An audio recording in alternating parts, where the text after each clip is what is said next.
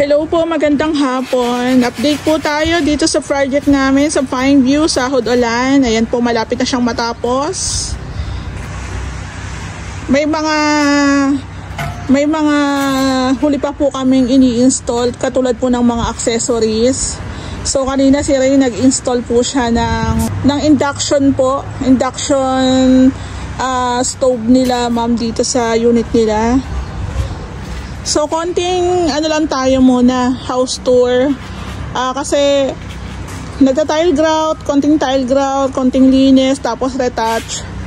So dito po sa harapan, ayan, halos okay na, kompleto na.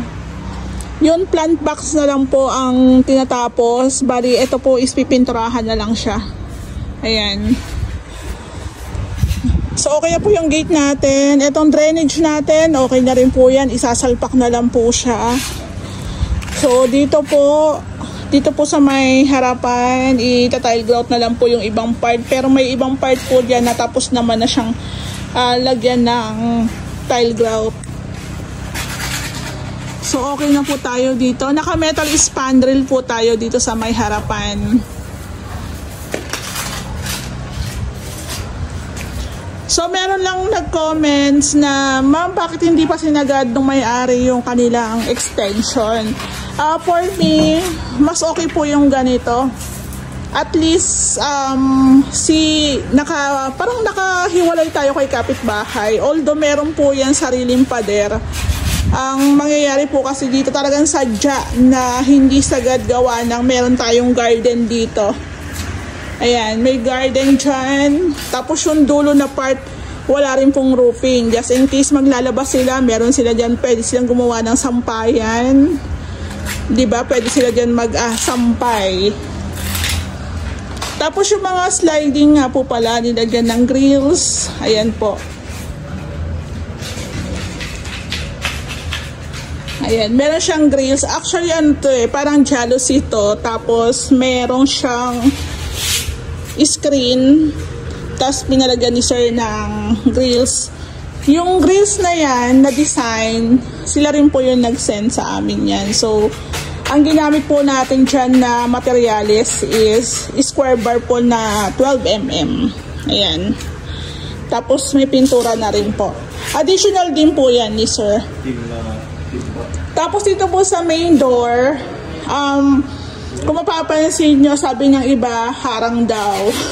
So ito po is design. Sabi nga nung may-ari, hindi naman yan gagawin kung hindi naka-base sa design. So naka-design po talaga ang bahay na to.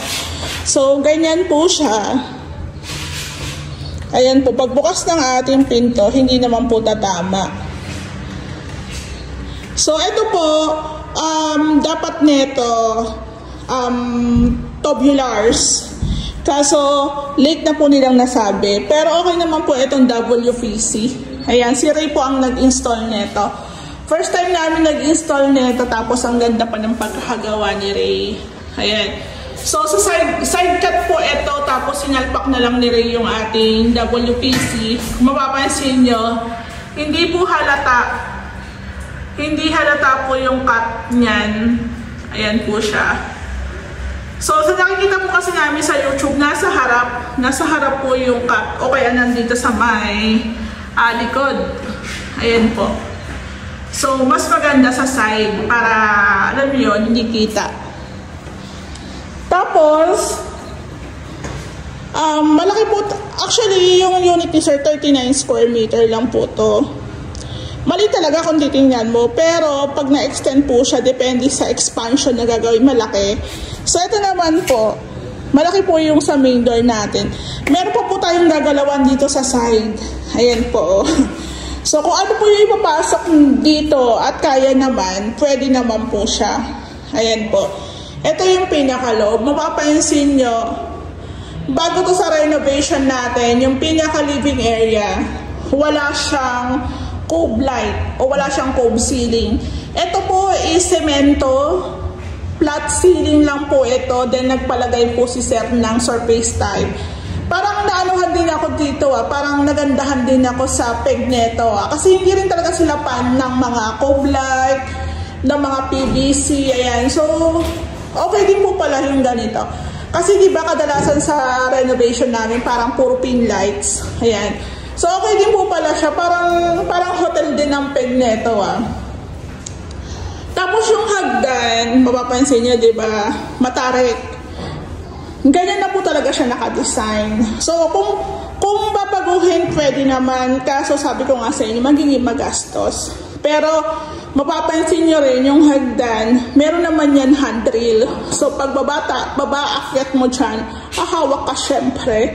So meron tayo ditong TV area, ayan, meron tayong outlet dyan. Tapos meron tayong kwarto sa baba. Ayan po, kwarto to. Office room, parang gano'n. Ayan no. So, flat ceiling lang din po tayo dito. May mga ilaw na. So, konting linis na lang din talaga. Ayan po. So, meron tayo dito parang center light. Dito po yata yung dining nila. Tapos, dito po yung kitchen. Yung ating kitchen cabinet, kahoy po yan. Santa Clara na brand. So, ayan po yung pinaka... pintura nila, parang off-white. Hindi talaga siya totally white. Tapos naka-continuous handle. Ayan. Continuous po. Tapos, naka-soft close na rin po tayo dyan. Ayan. Tapos kanina, si Ray, kinat niya na po yung para sa induction. So, bago ni Ray i-final yun, ito po i-finish muna para maganda po yung pagkakasalpakan natin. So, may mga accessories. Ayan. Ayan po siya. Yung ating range hood. Ayan po. So, may mga part na open para po sa mga, dito, parang sa microwave po ata. So, ganun. So, konti na lang, may ini-install, naglilinis, retouch. Actually, naglilinis na rin po.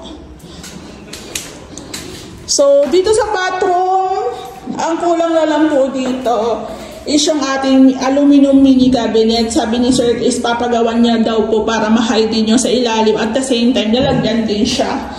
So, napansin ko, wala pang mirror. Ayan, wala pang mirror. So, dapat may mirror dito. Ayan, okay na siya. So, ganito lang po talaga ang theme ng kanilang bathroom kasi pinagay lang din po yan kung ano yung sa kabuuan. Tapos sa ilalim ng hagdan may storage, open lang po yan. Tapos dito po sa second floor, tanggal tayo ng tsinelas. Ayan, nalinisan na po dito. Yung handrail natin, ayan no, napinturahan na. So, ito po yung ating staircase. Tapos, ang ilaw po natin dito is 2 pin lights lang. 2 pin lights. Kaso wala pa, hindi pa nakatap. Na-testing naman na po yan, okay naman siya. Tapos, ito yung kwarto, malinis na. Ayan o. Pin lights lang din po, tapos meron tayong strip light dito.